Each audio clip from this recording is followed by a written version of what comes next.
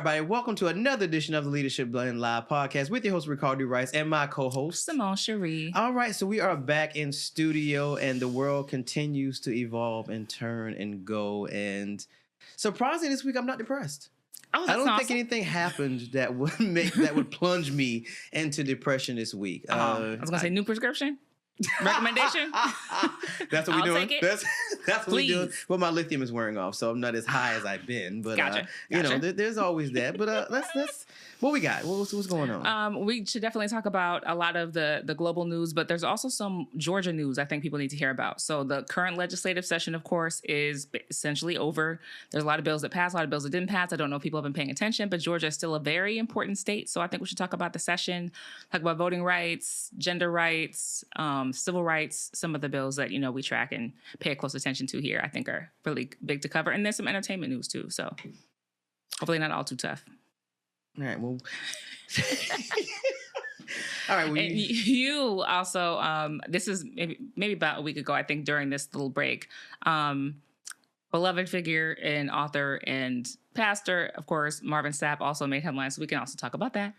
I mean, clearly, since you said that last time, we can actually flip it today. So we actually can start with the well, I don't want to say entertainment, but the concerning entertainment-based news. Okay, let's do that. So this was actually last year. Last year, Bishop Marvin Sapp was at a Kojic convention, I think at his church or maybe a neighboring church, and he told the ushers to lock the door because he was trying to raise. Let me get these facts straight. He was actually trying to raise. Yes. So this was for offering. Yeah. So it was.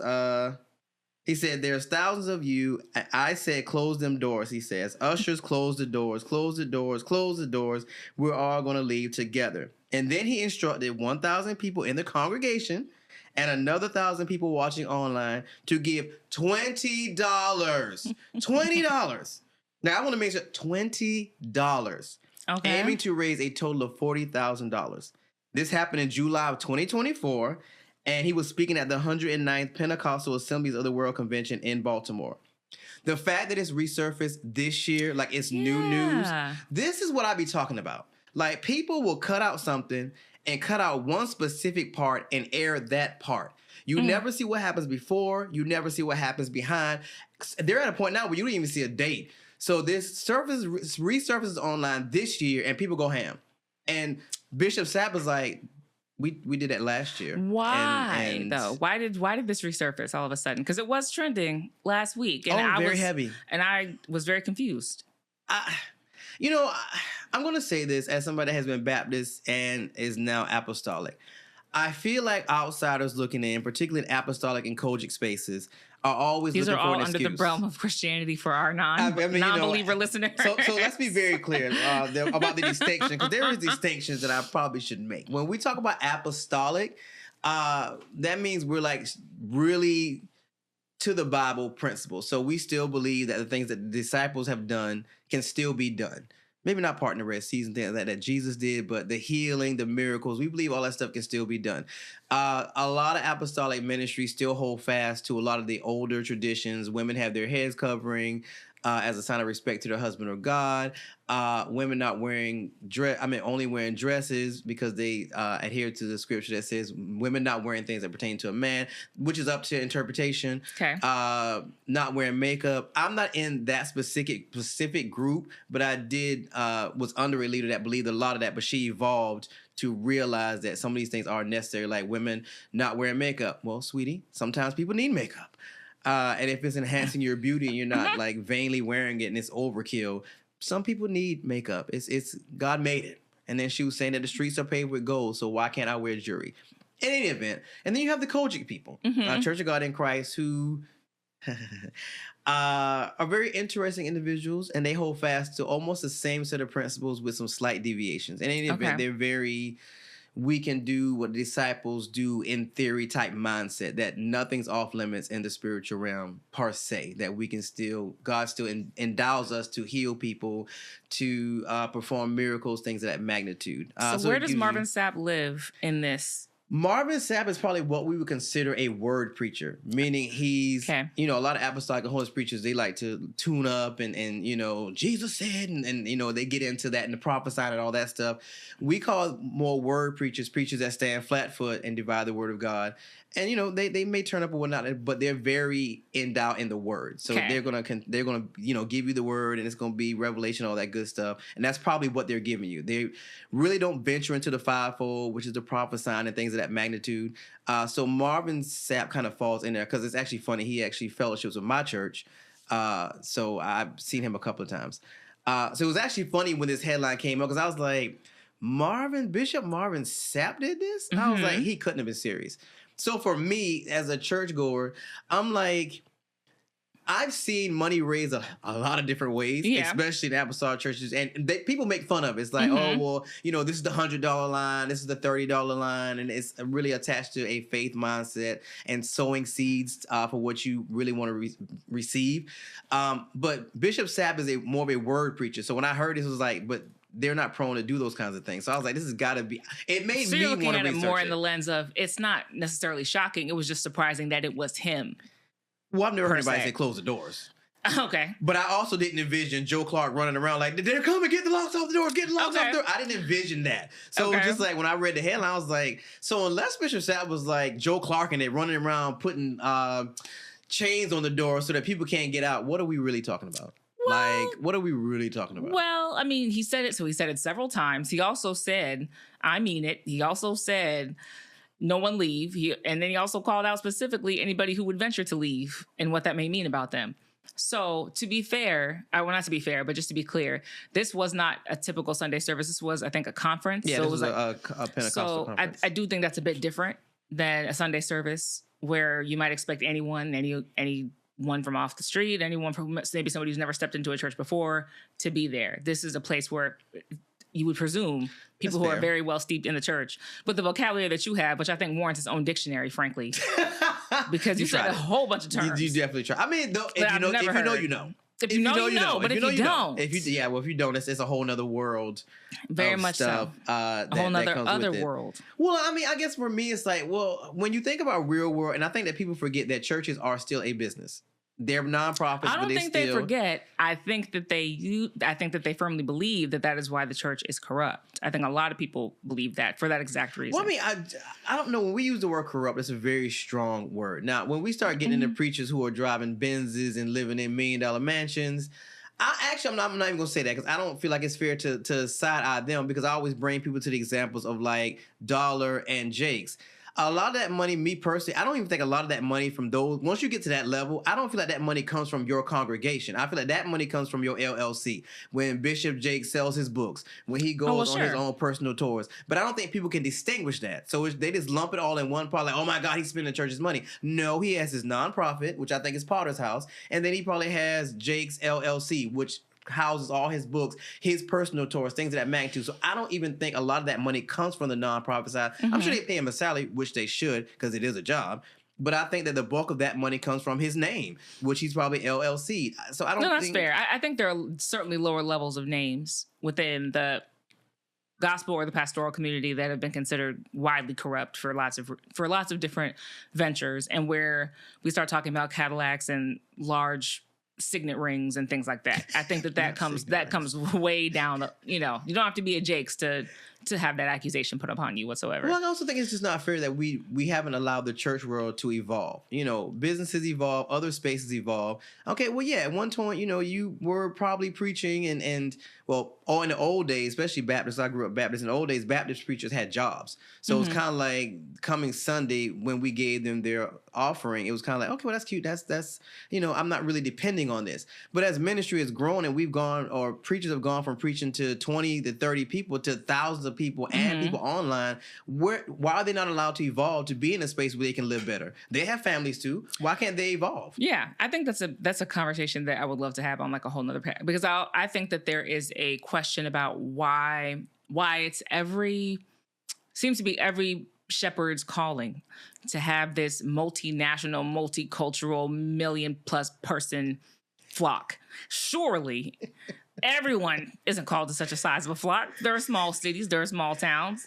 what's wrong with a local church Yes, that but does again, work in this though- local? I'm just saying, I do think it's a frequent calling. I mean, we need preachers. But we there's need only people. so many, there's 7 billion people on the planet, so everybody can't have a billion person congregation. I mean, Yeah, my but that's God. but that's no different than the field of acting. You know, people who are at news level probably have aspirations of being at Abbott Elementary level because the lifestyle is different and we're all human. Yeah, So but the I more wanna be worldly able- comparisons you make, the bigger the argument becomes. Oh, good but grief. anyway, I don't think there's anything wrong with him making a song called "Close the Door." I do think he's gotten a lot of really negative credit for that, for capitalizing off of this. Close the Door. I would like to hear a song. This is what the man does. He writes music. So yeah, let's hear a song called "Close the Door." I Well, don't see apparently anything he wrong with was that. like, I'm going to capitalize off it. I mean, it's no different than when Lisa Page Brooks, shout out to Lisa Page Brooks, who's a well-known gospel artist, OG in gospel, had that little ya thing. And it took off. And we were just, most of us that know her were just like, baby, she's been doing this for 30, 40 years. Like, this is not new. But in that moment, it took off. So she had her moment. And she capitalized on it. There's nothing. What is wrong with that? No. There's nothing So wrong with that. now we're darned if we do and darned if we don't. So because social media made her famous in minutes, even though she's technically famous in our world, That is true. They made her famous in minutes. Now she's wrong for capitalizing off it, but she wasn't in the pulpit, and it wasn't like she was preaching or anything. She was doing what she does that she loves to do. Lisa Page Brooks is a singer. So she's a singer, flat foot, and she was doing her ya thing, which she does constantly. Yeah. The world took a hold to it, and she capitalized on it. So now she's wrong for that. Y'all fuss if they're in the pulpit because she's a pastor. Her husband died, I think, a year or two ago. So now I think she had to take over the ministry. So y'all would fuss if she was making money from ministry, but you also fuss when she steps outside of ministry and was blessed to be to go viral, and she capitalized on it. Come on, Yeah, people. no, we that's doing silly. double standards. We got to stop Yeah, that. we do. Gotta stop. We do. All gospel artists and people in spiritual spaces are not supposed to live a life of solitude and be poor. That is not fair. No, That's not fair. No, And we got to stop doing that. It's not fair. Now, him telling them to close the doors, I don't think he was serious. That having been around him, that doesn't seem like his personality. I don't think he was serious, but people are doing crazy stuff every day. And I think he was just in That a is moment. true. And I'm sure, but again, it doesn't matter what we think. It's about the people that were in the movement who said nothing about it. And I'm sure this was Did some they outsider. feel that they were Exactly. Yeah, were And they I in haven't fear? heard from many of them saying, yeah. "Oh my God, it was out of line." Yeah, Listen, true. PAW, Kojic, Apostolic, we know the things that happen in our spaces. And sometimes, you know, people try different things or say different things in a moment. And if we're not offended, you shouldn't be offended because you Fair don't even go enough. to the church and Fair you're not enough. supporting. And Fair this is the enough. issue I have with people when it comes to church stuff.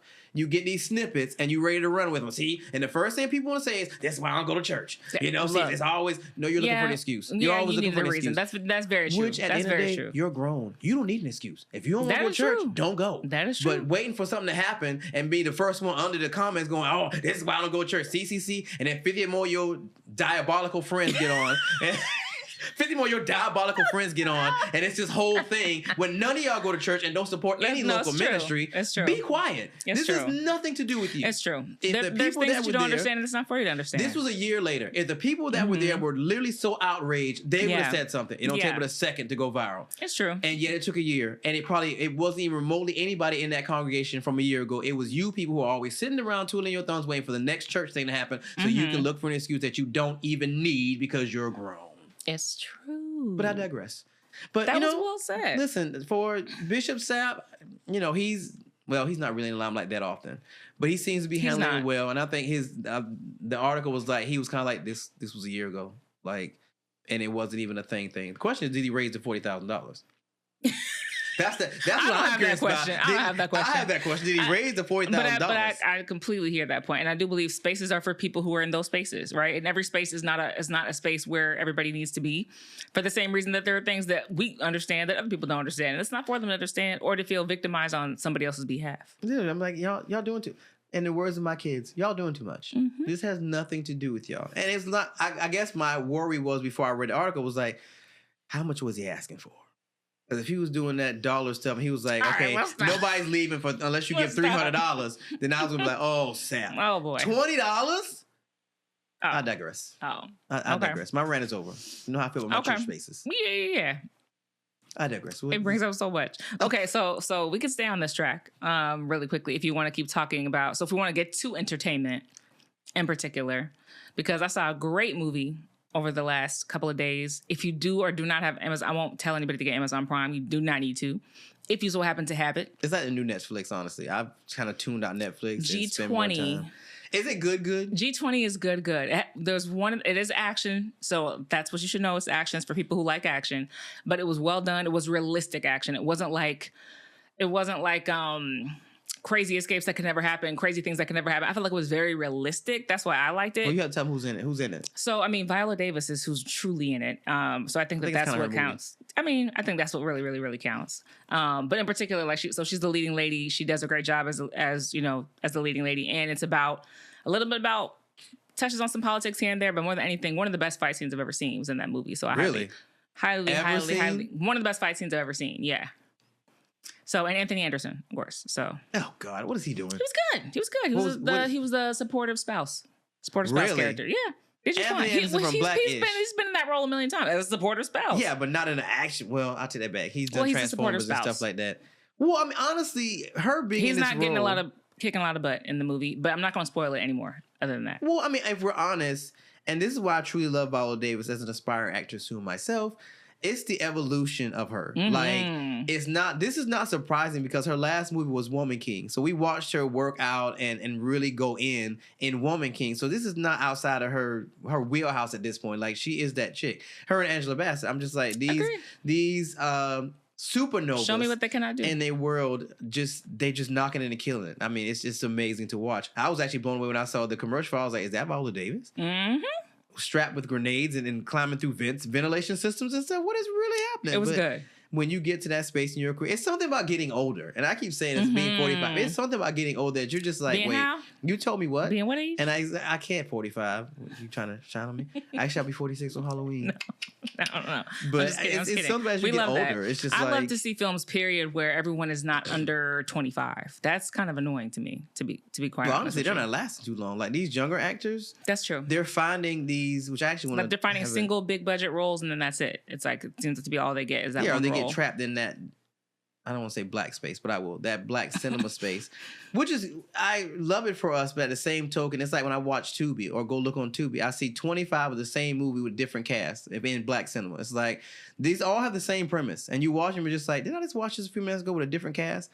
I love it for us, but some of us have got to venture out. I'll continuously say we've got to have more Abbott Elementaries, because that's the word that comes to mind, on our networks. TV One needs their own Abbott Elementary, their own breakout show that gives us a different premise. Like, we got to start incubating those kinds of things and telling those kinds of stories. We're not just player clubs and beauty is back. We're not just that. We're not monolithic. We need to tell our stories in different spaces. That's why I'm proud of Sinners. Like, there was a whole different space for us. Black folks do not do scary movies. We just don't. It's not something we do.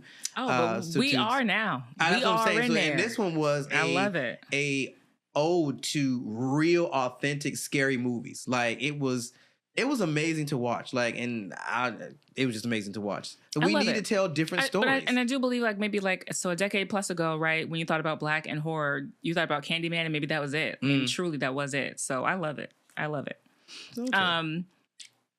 Are you familiar with Pop the Balloon? Oh God. So there's what version? There are like 50 versions. What version? Well, so the original version, right, which was created by a black content creator, which was only a digital media, social media piece of content, right? If you're not familiar with the basic premise, is there is a dater. There are eligible people for them to date who are all holding a single balloon and who essentially pop it after each next increment to determine whether or not they're still interested in dating this person who's looking for this date. And then they explain their reasoning, more or less. And sometimes there's room for a response. Provokes a lot of conversations. Is that what we calling it? Conversations? No, we're not. Well, here's what I said. I'll say it provokes conversations externally, right? So in the space, in the ether, about people who then take these clips or take these reasons that they hear from these different daters and blow them up and then have long conversations about it. So there's a lot of commentary about the show that's not in the show. What do you mean? Meaning there's lots of content creators. There's Jesse Wu. There's a million different podcasts. Jesus Nero, who just discuss different clips of the show when they see someone, usually who they believe has popped the balloon for a ridiculous reason, or who has said, who has essentially rejected someone that they believe is out of their league in the first place. Just, it creates all these like memeable moments. But now that Netflix has it, now that it has a host, which, Yvonne Orji is black, is Nigerian, so it has a black host. But it has been considered a very gentrified, watered down version of the actual piece of content because it's incredibly diverse. Unfortunately, there was a very viral segment recently from a well-known reality TV star named Johnny Bananas, who appeared on the show and seemed to make a remark about a Black woman's feet and likened them to an ape. Although once that was dissected, it seems that he was not speaking to her. He was actually speaking to the white contestant near her, which I don't know if that's much better. Wait, this has already started? It's already started. Oh, I thought the show was still in development. No, and she's already had to address the criticism of it. But I guess what I will say, Bolia Matandu is the creator of it, the Black creator of the actual show. But here's my issue with it is I feel like it just propagates these ongoing sort of gender wars where a lot of people are hyper concerned with relationships and with high value versus low value men or women, with these different like stereotypes and archetypes, especially in like in the hetero dating space for men about what kind of a man you are. And the same, and similarly for women as well, the types of energies that you're putting out and securing the correct partner. And it's just, I think it has created like this huge preoccupation for a lot of people who spend a lot of time digesting content just about the other gender and relationships, period. Or are they swapping it out? Are they doing LGBT plus too, or is it just heteros? Not seen it. I've not seen any LGBT plus now. I don't know. Not on the actual content, yeah, but not so far on this show. I don't know. It's just where I've watched a couple of them because they are funny, and that's when the world was introduced to Aaron the Plumber. If you know, you know, the ultimate crash out.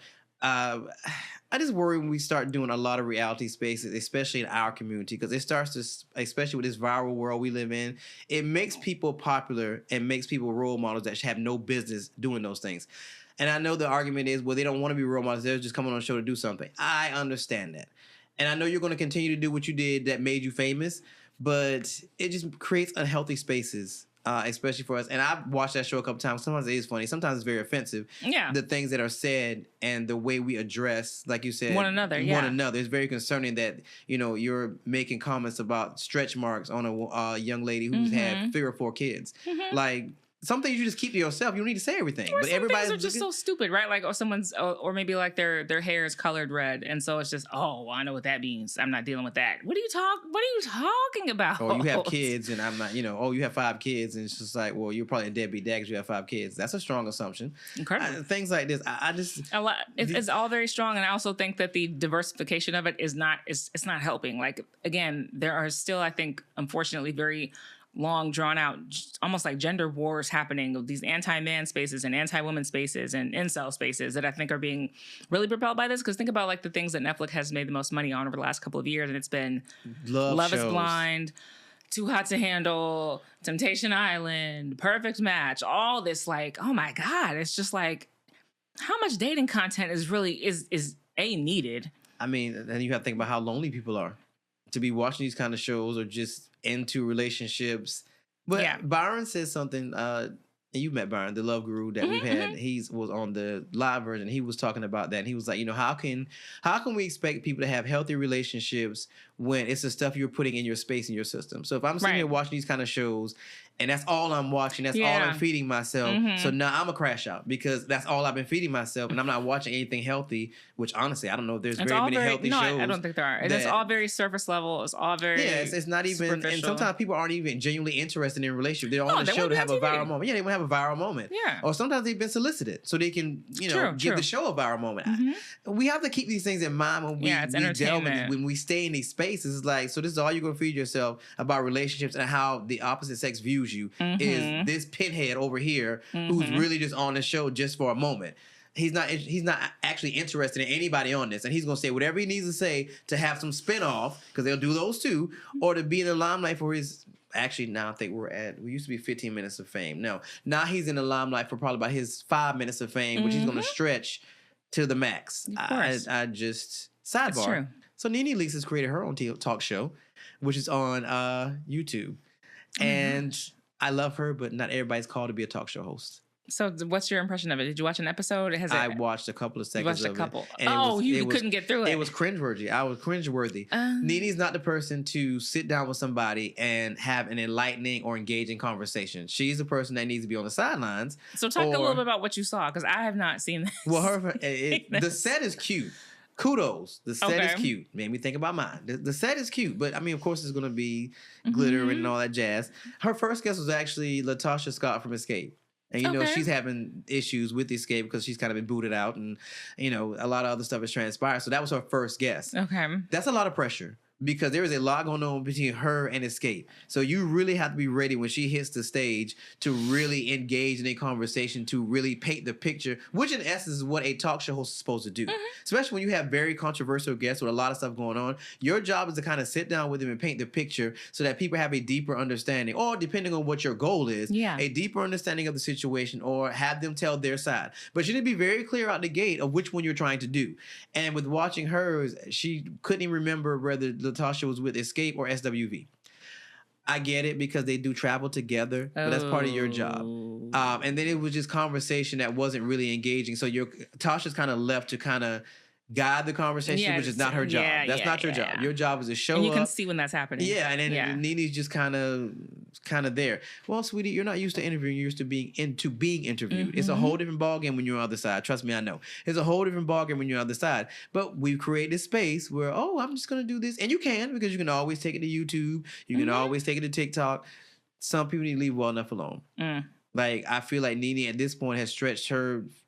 she's from the first batch. So she stretched that 15 minutes to about an hour. But at this point, you're not getting over an hour. Like, I feel like she's hit her max. And at this point, she just needs to figure out something else. Sell products. Sell merchandise. Do something else. But talk show host... And frankly, who's to say reality TV reality TV, maybe 15 years ago, 20 years ago, reality TV was considered something that happened once. Like you became like that. There's so much reality on top of reality on top of reality. People continue to make good reality TV, meaning it draws viewers. And what's that? I think it's Got to Get Out. Am I getting it right? On Hulu? Which is, it's just reality stars. It's just former reality stars. So they're creating more of those. Yeah, reality show competitions. Like, I mean, truly, like you don't have, reality TV does not necessarily have to end it. I truly am waiting to see what it looks like when we've got those celebrities who've had 30, 40, 50-year reality TV careers, and that's it. They've never done film. They've never done television. Flavor Flav. They've only ever done reality television. That's it. No, not music or anything. That's just all they've done is reality TV. Because we're going to get there. We're going to get there. There's some folks who've been doing it for a while. Well, you know, as somebody in media. Oh, yeah, true. Being in media, like I was eating yesterday and came across The Cosby Show. And the episode that I watched was the one where Theo was writing about the March Selma. And both sets of grandparents were there with Cliff and Claire. And they were like, tell us what you wrote. And he told them, and they were all kind of looking at each other like that. So that's what you wrote. And that's probably why you got to see. And they were like, where'd you get it from? He was like, oh, it's this abridged version of Selma. And they was like, that explains it. And then they relived in that moment. And in that moment, I was so touched because I'm like, this is what television is supposed to look like. Like in that moment, I wanted to go research Selma again because they made it so real. And it's heartbreaking when you look at TV now. It's like, especially in our spaces. I always hop on our spaces. It's hard to find those kind of shows that really tell those kind of stories in such an eloquent and well-written way. That's not to say they don't exist, but they are far, few, and in between. And we just got to be careful the way we tell our stories and what stories we tell. They can't always be trauma stories. They can't always be heartbreaking stories. Where's the other side? Where we actually find love, where we're actually even in our spaces. Where are the other sides of those stories? Because right now, we're just catering to an audience of people who are detached and broken from society, and they're just finding their tribe. That's great. What about the rest of us who are not guided by trauma and our lives are not headed by that? Well, I think what you're saying is like, where's the messaging? Like, where's the narrative almost? Like, where's the narrative shaping for who Black Americans are as a culture? But I think shaping narratives was much easier decades ago when there was only we have more so many ways. We have more autonomy now. Everyone does. Right. And so I think it's very similar to just like when there's more and more of everything, like how high is that quality? Where's the intention? Like, what are the chances that there's going to be intentionality behind it or thoughtfulness behind it? Like, as everything just gets more and more and more, it's definitely possible, but I think it has to be, I don't know. I think we're in such a economy of trends and waves. Ugh. Where things just happen for like a minute. So there can be sometimes some very empowering like waves of things that happen, right? Where it's just like, this is what everybody's talking about right now. And then it goes away just like it came. And then there's another wave and another wave and another wave. It's actually scary that we have to keep up with trends. Yeah, and trends just don't last as long as 2 they days. used to. You know, they don't last a year. Yeah, they really don't. Like You know, they don't getting last it. a full season for the most part. Well, it's crazy. I mean, you can make money like in moments if you go viral. If you jump on it, like you can. You can, or you can really not. Hmm. Like less and less, because people go viral so often, and we see them try to capitalize off it and it not go very well. Like the Huck Tua girl. The who? The Huck Tua girl. What is that? Never mind. You know the weirdest thing. No, Never mind. No, you gotta explain. You know the weirdest thing. What is that? No. You gotta explain that one. What is that? Please just Google. Please just Google it. I can't do it. I'm not you gonna have to do give it. it. You brought it up. I'm too gay to do it. What does that even mean? There's a young woman who went viral. I can't remember how long ago it was because time doesn't exist anymore. That part. But she went viral for I can't do it. No, you gonna have to. What you brought it up? You have to do it. What are we saying? She went Huck Tua became her nickname. I don't even know the woman's full name. Forgive me. You don't really have to. You don't really have to. Because when she was interviewed in this completely earnest and genuine way and asked what she does or what's the sexiest thing you can do, and she explains that sometimes you have to spit on it. And she did it in such a way that was like, oh, and that everyone thought was really adorable and kind of like wholesome. I can't explain the appeal, but it was adorable at the time. The fact that you know this is concerning. It was so funny. It was hilarious. But they gave her a podcast, right? And so they document this a little bit online, actually. There's like a great video series that says I went viral or how I became a meme. And it kind of explains what happened to people after that. The hide your kids, hide your wife, what happened to him. I mean, all those different memes, like how different folks have tried or have been approached by producers or who had an opportunity for this or for that. And some moved to LA after the fact and things just kind of fell apart. It happens. So it's definitely not, money does not come with going viral necessarily, especially when it's not your content. Well, they had a show about that. It was I went viral and this is where I'm at now. And it was like, oh. Yeah. Oh. Yeah. The little girl who started, the little, oh gosh, this is really adorable. It's like a little white girl who's like burning a building behind her and she just kind of has the smirk on her face. Yeah. The little evil girl. I mean, hilarious story. But she was like, no, people would walk up to her and just ask her to do the evil smirk. And she's 22, 23 now. Nobody cares. That's like child stars. Nobody cares. I mean, truly. But there was no money in that. I mean, it wasn't her content. So it's like, there's not always money behind the things that we see. Okay. Before we get into too much Trump nonsense, I feel like we should kind of like narrow it down with some of like this week's maybe biggest wins or losses in that area. But we got to talk about Georgia first. Okay, well, let's start with So Georgia's legislative session, of course, starts in January. It's only technically 40 days. We talked about this before. Every state has a different legislative session, but Georgia has one of the shortest ones in addition to Colorado and a few others. So a lot of work to get done in a very short amount of time. Basically, one of the biggest things that happened this year was a lot of the introduction of bills that kind of stem from what we see at the national level, where states have been trying to either propel Trump's agenda or trying to counter it, trying to respond to it in some way. Georgia definitely introduced a lot of bills this year that would go against First Amendment rights or try to restrict free speech and access to information. Some that, in the words of the ACLU of Georgia, threaten the separation of church and state, essentially trying to put church back into schools in a very deliberate way. There was one bill that was defeated. It was a bill that called for a total abortion ban, no exceptions period. As most of you know, the heartbeat, quote unquote, 6-week abortion bill already passed in Georgia some years ago. So we already have very strict abortion access in Georgia, very limited abortion access. There was a bill that called for a total ban, but that one was defeated. There was also an effort to remove DEI. I'm so sick of that word. I'm so sick of that word. Diversity, equity, and inclusion. This bill in particular, again, to pull it out of schools, to pull it out of any public forums or spaces. That bill was also defeated. However, there was a bill called the Religious Freedom Restoration Act. I don't know if you've heard about this, but it's essentially a bill that will allow for certain levels of discrimination against vulnerable groups in Georgia under the name of religious freedom.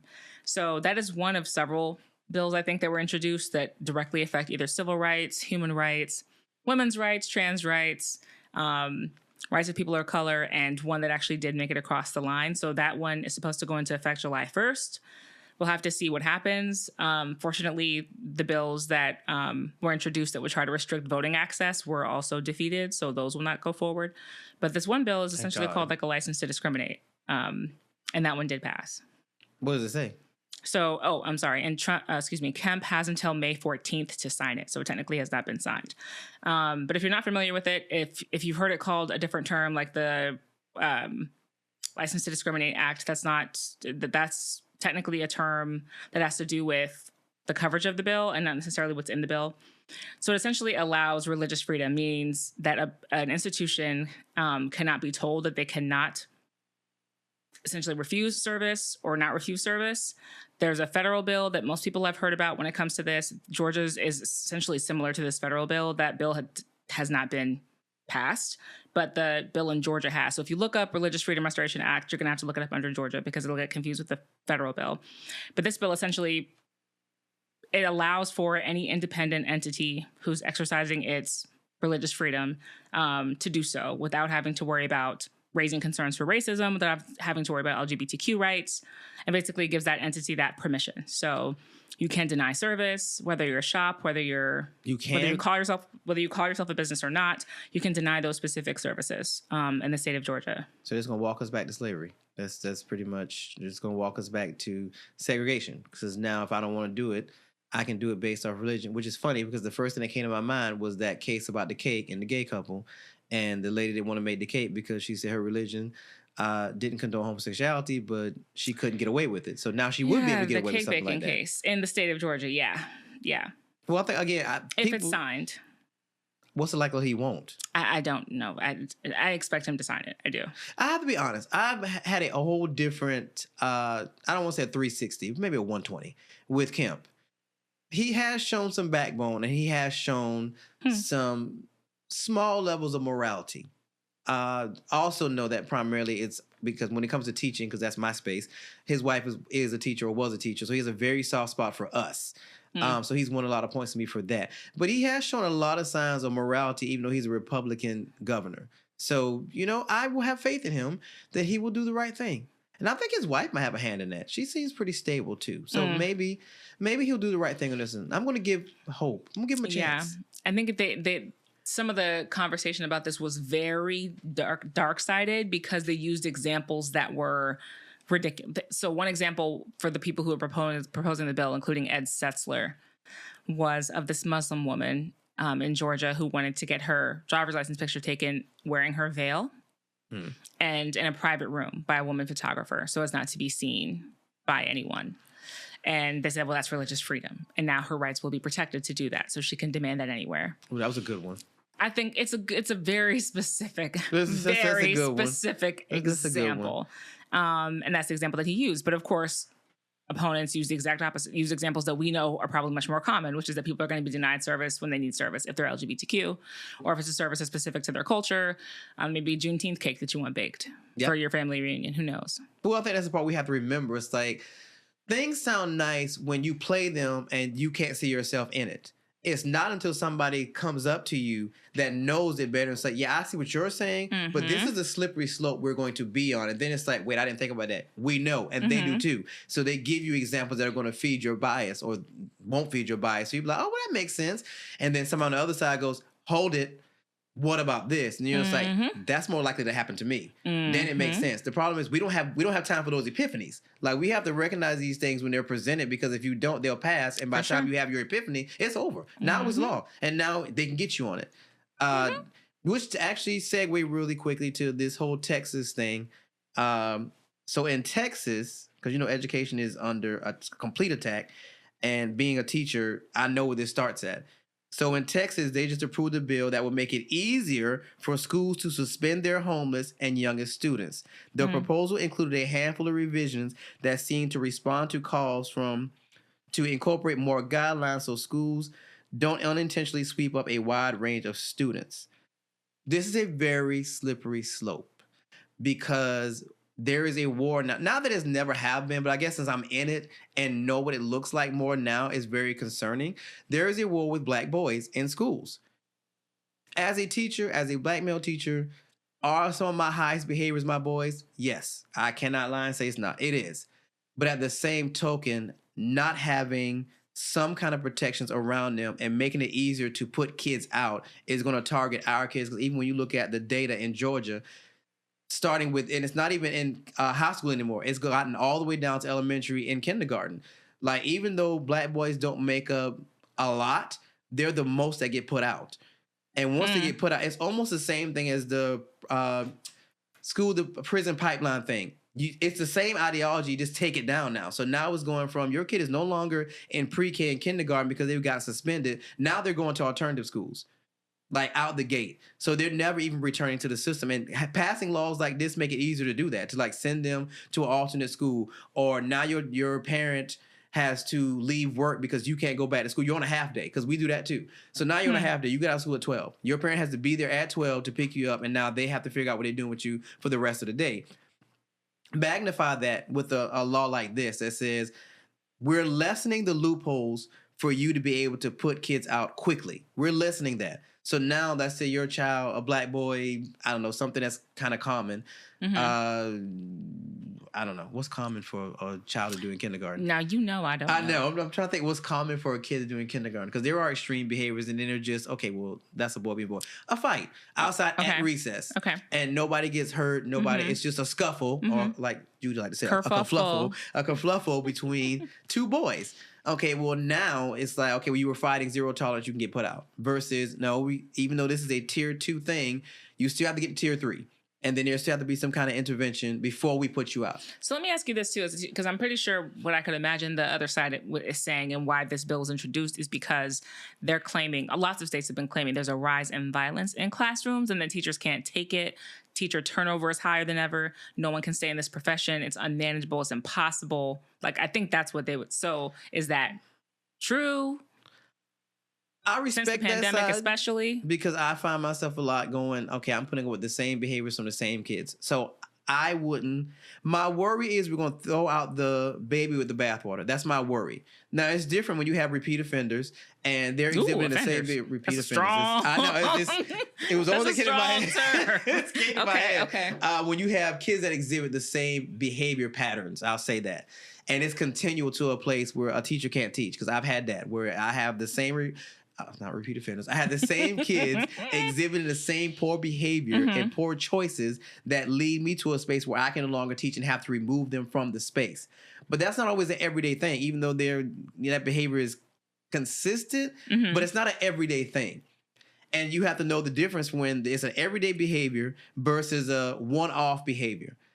It's a difference. Yeah. So I don't know if it's... What about the law that they're taking away? So basically what they're saying is the law that currently exists, which says you have to send that kid to alternative school, that kid has to remain in education, that's now repealed. So what about that law? Like, isn't that a good solution, that kids are at least in alternative school? It depends what alternative school looks like. Because now when I was reading this article, they were saying that they can teach alternative school remotely. So now you're not even in the class with a teacher, and we know what that looks like from COVID. That's why we have this big gaping hole in education, because we were doing remote learning, and it kind of leaves you to your own devices. Yeah, but repealing it all together sounds like it means now there's not even that. Yeah, I mean, so it's kind of this space where we're throwing, and I say particularly black boys, when you look at data, we're throwing black boys into the void. So it's like now, okay, so now I'm able to put you out faster, which I'm going to do because I don't have to deal with your behavior because I just want to teach. So now I'm putting you out faster. So now it sends a ripple effect through the family. So now somebody's got to figure out who's going to be home with you all day. That's number one. Daycare can't do it. So now we got to figure out who's going to educate you all day. Because you can't just be home watching TV, which is going to happen to a lot of them, because that's what happened to them during COVID. So now you're home watching TV all day. Number three, how am I going to monitor what you're watching all day if I'm at work? How am I going to monitor? Because parental controls, these kids are geniuses. We had kids the other day that figured out the password to our system and they were in 5th grade. They figured out how to bypass the system to get what they wanted to get. What was the password? I don't even remember. It wasn't. It was something. It wasn't ABC 1 2 3. No, it was like the school name one.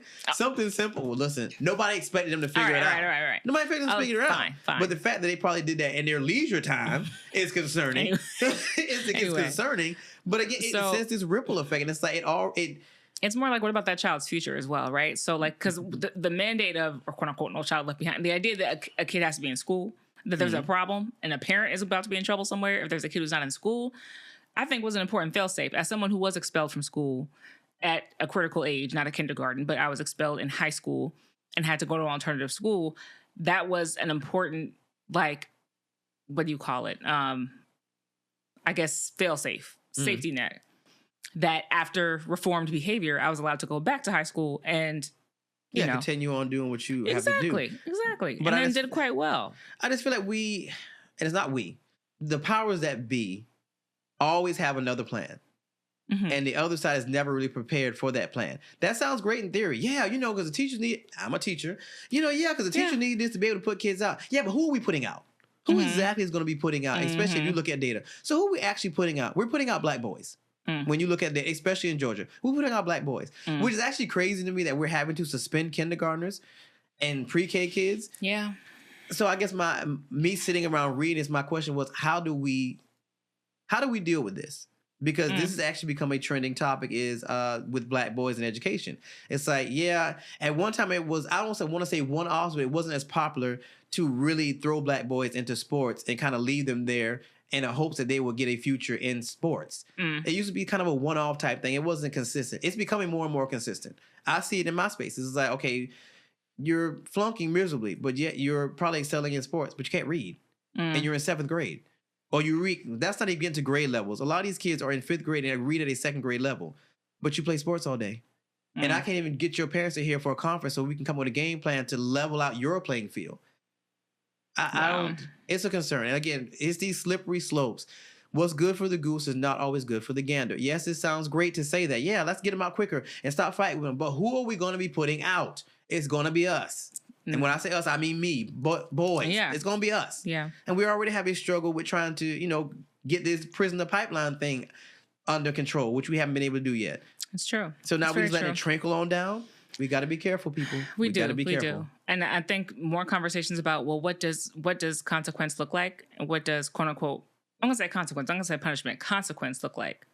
Yeah. And how do you make it effective? Can you make it effective? Or what's the baseline for what needs to be happening at home in the first place? I think is the question. Or what's happening at home at this point? It's Yeah. like, what's happening at home? Because Yeah. Because as I- you said, it's real. Like what people are talking about is real. this is a very scary space to be in because in the old days we could depend on your home life because I make a call. In the I'm not even making old a call. days, there was corporal punishment. That part, and I'm not. And so I can spank you myself. I mean, it's for the parents I know. So your mama gave me permission, bro. So you about to get this rule on the hand. Let's go. I've got permission. Let's go.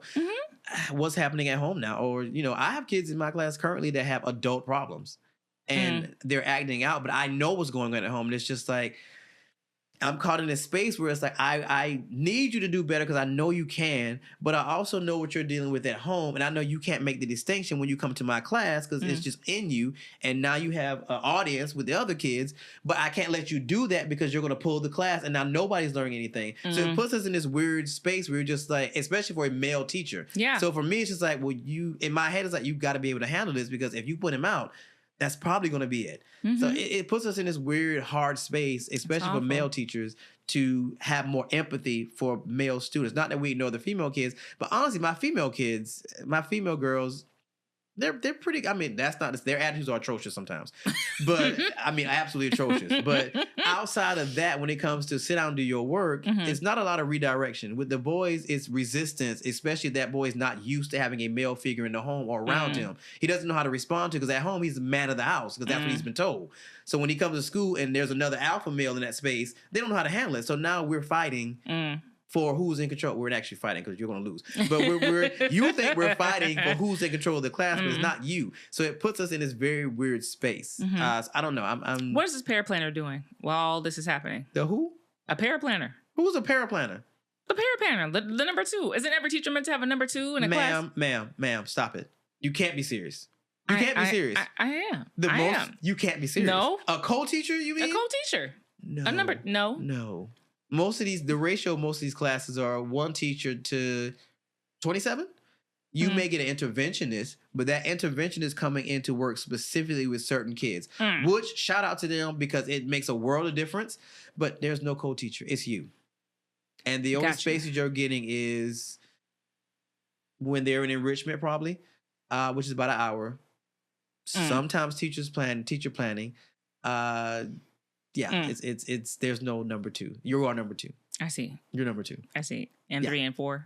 Yeah, and 3 and 4. Okay. And and 3 and 4. So it's and that's not to say we don't have other supports in place, but when you're talking about a school of 700 and maybe That's so many three kids. in leadership that are to handle stuff that's happening, but you have a K through 5 school. It's crazy. It's And they say unrealistic to birth rate is expect. declining. It's that's They not a claim. thing. I was gonna say they claim. That's not a thing. Yeah. The education space is a very scary and concerning space as we continue to evolve, especially where technology comes into play. Right. Because it also becomes a thing of you should know this, but you don't necessarily need to know this. But I feel like you need to know this because if the world shuts down because Daystar takes over, which I still believe is going to happen, like in Terminator, are you going to be able to print a page and follow directions to get to where you're going versus GPS? I don't care what you're going to say. I don't care. Daystar is going to happen. I just and have when one it last does, question. I just have one last question. Can you do kids have phones in their classrooms? Are your kids allowed to have the phone? they can have it. Their I just phone. can't see it. They and can't it better have not be it. on it. I don't want to know you have it. Can we ban it? Should it be banned? No. No. No, that makes me very nervous too because we don't know at any time when an active shooter may be on campus and Gotcha. they can't find me and they don't have a phone. So Okay. I'm a fan of them having it as long as I don't see it and Okay. as long as they're not playing on it, which we're very strict. So I don't really see that with ours. Now the upper grades, it's a whole other story, right? another story, but I don't hear a lot of gripes about it because our principal does not play. So she's like, she actually addressed that this weekend. I don't want to see phones, and if I catch you near a student with the phone, it's gonna be a problem. So we don't really have that problem per se. But I'm not a fan of they shouldn't have phones at all. No, there are a lot of stuff that happens in these schools, and if they don't have phones, things just kind of get swept under the rug or not get seen. Gotcha. So, but I digress. So Gotcha. we just have to be careful when we allow our state legislators to pass things that sound good in theory, but until you have an epiphany about it, which you won't have time, we have to be careful with that. These are slippery slopes, and they know what they're doing. And by the time we figure out what they're doing, it's too late. Yeah. We have to be on our game, especially now, because they're playing for keeps. That's fair. Okay, last news before we stop. So we'll just kind of, I think, put this whole bubble into the most recent updates of Trump's refusal to obey court orders or resistance against court orders and the interesting ways in which they're trying to divert court orders. And I feel like this week there was some very interesting developments around immigration specifically. So I think one of the things in particular, right, is that in particular federal law enforcement was told by the State Department that they needed to continue deportations, even though several of Trump's previous orders demanding deportation have been stalled and caught up in courts. He's continued to press on with that. Very, very recently, Chief Judge James Boasberg determined that he has probable cause that those officials have defied his orders, which required him to halt the deportations, which said that they were illegal under statute. And he's continuing to defy that order, even though that order has eventually come before the Supreme Court and will again go before the Supreme Court. And there has been some positive updates to this because they have officially struck down something that Trump tried to do with the Alien Act, with the U.S. Illegal Alien Act. So they've officially struck that down. That's like a small note of progress. I don't know how much enforcement there will be. I don't know what the punishment will be, what the consequences will be, because a lot of times it feels with these sorts of cases that because there's this like litany of confusion and ambiguity, it's hard to know who to hold responsible. The judge in particular is supposed to be able to identify who is defying the order, like in particular. And that's tough because if the administration is not cooperating with the courts and they're not cooperating with any investigation into their internal decision-making, it's going to be very hard to hold Trump himself responsible, especially, but also anybody who's kind of in his cabinet or under his sort of protection in that way. But federal law does allow federal courts to be able to punish any official, anyone in the executive branch or otherwise who defies their orders. They could be fined, they could be imprisoned. Like they absolutely have the power to do that legally. And at least a couple of federal judges sound like they're not interested in micromanagement. So maybe they haven't done anything before, but now that this is on their desk, they actually do feel like they want to move forward. I guess that's why I'm going to ask you, because you spend more time in these spaces than I do. Like, number one, wasn't we eventually going to come to this place where Trump just like, screw you, I'm not doing what you say? Wasn't this inevitable? Like, I don't think anybody didn't see this coming. Yeah, like eventually he was like, what are you really going to do to me? I'm the president. I'm not going to listen to what you do. So I guess my question is there, and actually this is homework for you because I'm not about to look it up. Is there something in the Constitution that gives another branch teeth to be able to go after another branch in a case of emergency? I guess that's the question. Like, is there something that is there a glass that can be broken that gives the judicial space authority to be able to say, no, we're reeling you in, buddy? Yeah, I mean, this is one of the first judges, especially chief judges that we have heard who have said, well, we will be enforcing this, essentially. Like, we will be enforcing it. Because technically the judicial branch is supposed to rule. They're not supposed to enforce. But federal enforcement for immigration in particular does fall underneath their purview. So they have the ability to enforce, when normally that's not up to them. I don't know what that looks like. I mean, are you really going to jail the president? Fine or imprisonment. It's gonna be one of those two things. Like, those are very real things. Now, this doesn't mean that Trump would be in prison, but whoever has defined the order would technically be in prison. It's a matter of figuring out who that person is and having an investigation. That's not going to help, because he doesn't care. You throw people in the bus in a heartbeat. But this is after Kilmar Abrego Garcia. So if you haven't heard that name, this is a gentleman who's been trending all week because he was wrongly deported. Oh, yeah. And they told him to bring him back. And Trump was like, yeah, that's not top of my docket right now. Yeah, I mean, absolutely. I mean, the open conversations about the fact that, well, he's not coming back, so we're not worried about it, like the White House spokesperson, which is insane. So deportation conversations continue. The order continues to stand, and courts continue to strike it down and say that it's not going to happen. So we just have to see. This is... But just the worst nightmare I can imagine, I think, would be being in an El Salvadorian prison, being in any foreign prison. That part. Especially for no reason. Especially when there are no embassies or anything to come to your aid. It's just like, I'm stuck here in a place I probably wasn't born in or anything. I don't know. All right, completely. So last thing before we get out of here. JFK Jr., who's in charge of health at the federal level, made this ridiculous statement about autism. So he says, autism destroys families, and more importantly, it destroys our greatest resource, which is our children. These are children who should not be suffering like this, he said. These are kids who will never pay taxes. They'll never hold a job. They'll never play baseball. They'll never write a poem. They'll never go out on a date. Many of them will never use a toilet without assistance. I'm going to let that simmer, and we'll address that next week. But this was said by somebody that's over the health at the federal level. And this is what you think about autism kids, which is not even at that level to impact. It's not even a mental health. It's not even considered a mental health issue. What are you talking about? But I digress. Final thought. Yeah. Definitely want to get into that next week. I think my biggest final thoughts are for the states who are still in session, like New York and California, even and for Texas, who's still continuing to pass all kinds of crazy bills. Like, do pay attention to these states, because the way that states are responding, I think, is giving you reason to either think to be hopeful or to think maybe where you want to move. For places like New York that are saying, well, we're not striking down any DEI, or places like California that are suing the president and saying, you're not going to pull our budget, it would devastate our economy, and we're just going to take you to court. These are things to aspire to. These are things to be grateful for, right? So if you haven't already taken action to move to Canada or one of the other utopias we've discussed, there are still some American options that you can look into. That's my final thought. My final thought is, stop rolling over for that dirt bag. Grow some kahunas and stand your ground. I'm actually shouts out to them, even though I had planned to have a whole conversation about higher education and reform that it needs. But, listen, it starts somewhere. Shine to you guys for doing that, because if you don't, we're going to get you. Ask Target.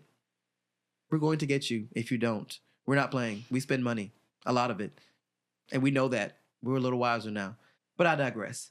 All right, well, we will see you next time on the Leadership in Live podcast with your host, Ricardo D. Rice, and my co-host, Simone Cherie.